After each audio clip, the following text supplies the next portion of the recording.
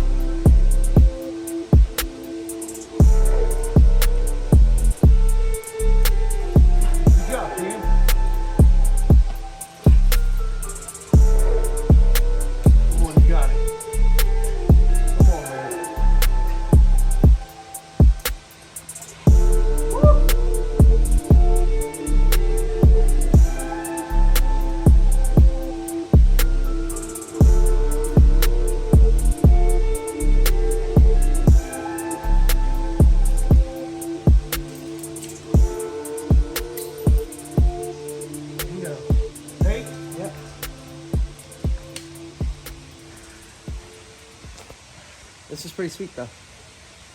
Short, powerful. If you have no endurance like I do, it's a good one to come do.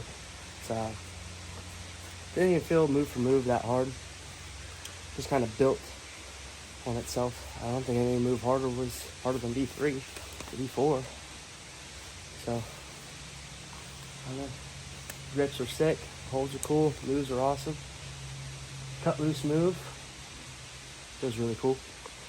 So on to something else.